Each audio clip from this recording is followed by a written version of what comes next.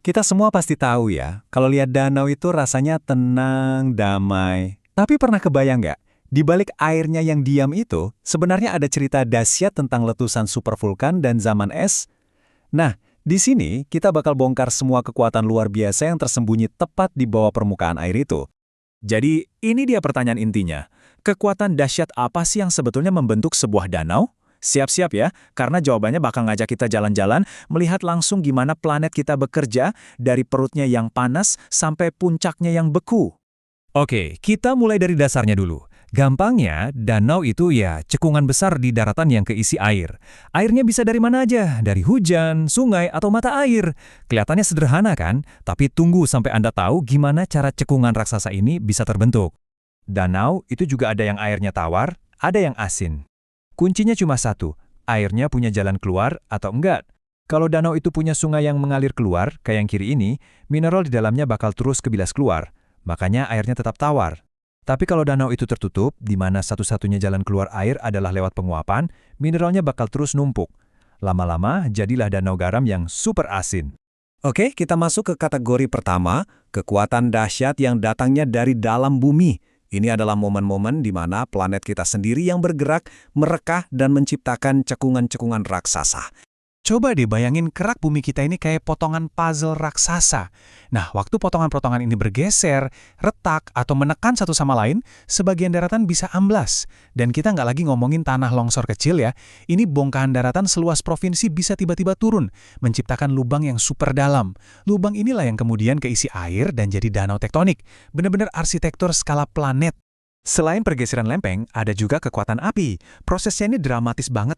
Jadi, pertama ada letusan gunung berapi yang super dahsyat, yang mengosongkan kantong magma di bawahnya.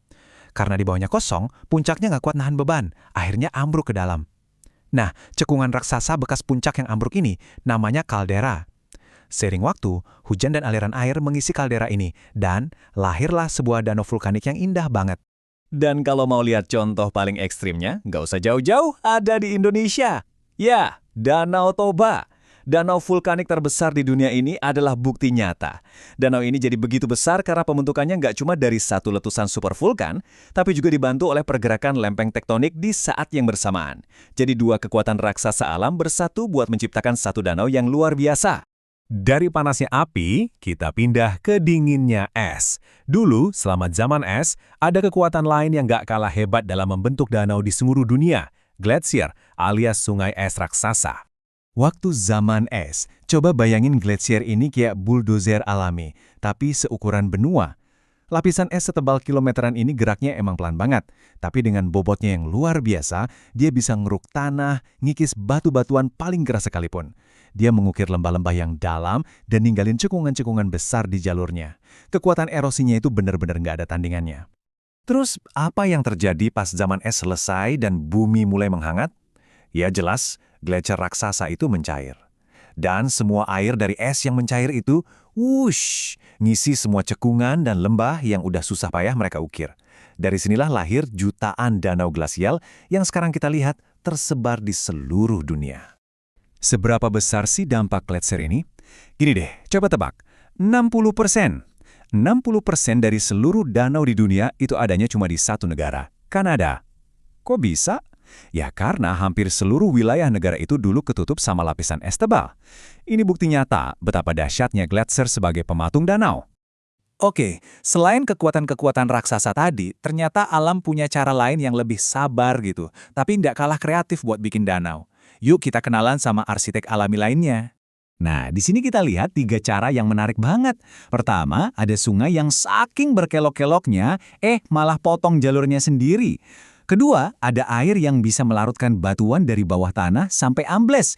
Dan ketiga, ada juga danau yang terbentuk karena jalurnya tiba-tiba keblokir sama longsoran atau bahkan aliran lava. Nah, ini prosesnya pelan tapi elegan banget. Lihat deh, sungai itu kan suka berkelok-kelok. Nah, lama-kelamaan, endapan pasir dan lumpur bikin leher dari kelokan itu jadi makin sempit. Sampai akhirnya, pas ada banjir besar, sungainya mikir, ngapain muter jauh-jauh dan langsung motong jalan pintas yang lebih lurus. Kelokan yang lama akhirnya ditinggalin, terisolasi dan jadilah danau tapal kuda yang bentuknya kayak huruf U. Kalau yang ini prosesnya dari bawah ke atas. Di daerah yang tanahnya banyak pengandung batu gamping, air hujan yang sedikit asam itu bisa meresap ke dalam tanah. Pelan-pelan tapi pasti, air ini memakan batuan di bawah, menciptakan gua-gua tersembunyi.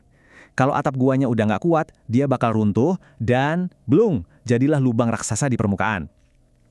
Lubang inilah yang kemudian keisi air dan jadi danau kars yang biasanya airnya jernih banget. Oke, kita udah lihat betapa keren dan beragamnya cara danau terbentuk. Tapi sekarang pertanyaan pentingnya, terus kenapa? Kenapa kita harus peduli?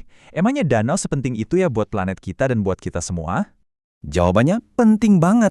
Danau itu ibaratnya penyangga kehidupan. Mereka nggak cuma nyediain air bersih buat kita minum dan buat pertanian, tapi juga jadi rumah buat ribuan jenis makhluk hidup. Selain itu, danau juga penting buat ekonomi. Lewat pariwisata dan transportasi, bisa bantu nahan banjir, bahkan bisa jadi sumber energi bersih lewat pembangkit listrik tenaga air. Vital banget perannya. Dan ya, tentu saja kita sebagai manusia juga sadar betapa pentingnya danau. Makanya kita coba bikin sendiri. Dengan membangun bendungan, kita pada dasarnya menciptakan danau buatan, atau yang kita kenal sebagai waduk. Tujuannya sama persis, buat simpanan air minum, irigasi, dan pembangkit listrik. Ini nunjukin betapa kita sangat bergantung pada fungsi-fungsi yang diberikan oleh danau. Jadi setelah kita melihat ke belakang, melihat bagaimana kekuatan masa lalu membentuk danau, ini menyisakan satu pertanyaan buat masa depan. Planet kita ini kan nggak pernah diam ya. Perubahan iklim terus mencairkan gletser, lempeng tektonik juga terus bergerak. Kira-kira danau baru seperti apa ya yang mungkin sedang menunggu waktu untuk dilahirkan?